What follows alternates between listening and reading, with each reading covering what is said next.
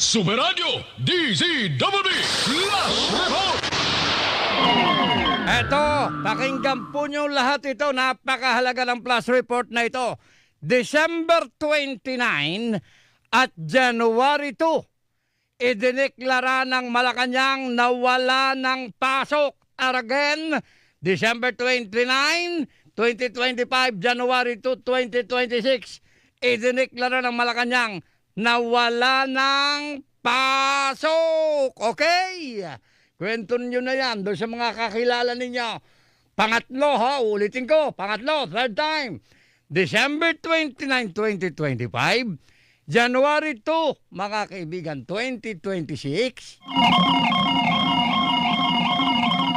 Idineklara ng Malacanang na wala ng pasok. Okay, samantalang punta naman natin ang sitwasyon ng daloy ng trapiko. Ha? Ay, si Tuesday nyo? Oo, pasya pala may report ito. Sorry po. Tuesday nyo, go! Ay, nako, masaya sila, Karinte, ang mga kawani ng gobyerno dahil naglabas ng Memorandum Circular number 111 ang Malacanang sa petsa ngayong araw.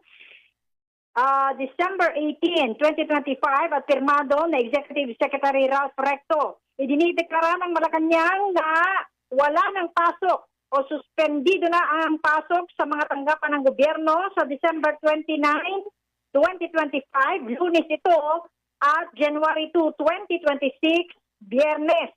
Ito ay para mabigyan ng pagkakataon ang lahat ng kawani ng gobyerno na may pagdiwang ang bagong taon at bigyan sila ng pagkakataon na makabiyahe, patungo at pabalik sa kanilang mga rehiyon sa bansa. Batay dito sa Memorandum Circular number 111, ang mga ahensya na responsable sa mga basic, vital and health services at yung preparedness and disaster response duties ay tuloy-tuloy pa rin ang pagtatrabaho. Ang pagsususpindi naman ng trabaho sa pribadong kumpanya ay ipinauubayan na ng palasyo sa kanilang mga pamunuan.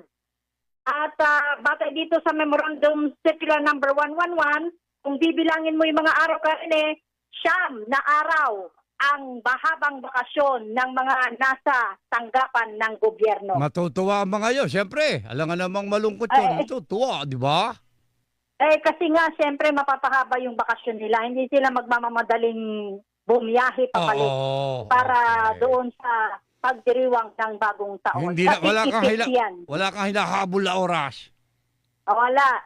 Ipit kasi yung Lunes at saka yung Biyernes ng January 2. Maraming So, ang matutuwa balik dyan. na nila, ang balik na nila sa trabaho, January 5 na. Oh my. Ako si Tuesday sa Avenue ng GMA Super Radio DZWB, dapat totoo. Sumeradyo DZWB Flash Report! Kayo'y nakikinig sa Big Time Balita! Alala ko nung araw ang balik ng pasok January 4, kung hindi ako nagkakamali. January 4 ang balik noon. Pati ang government offices, mga kapuso.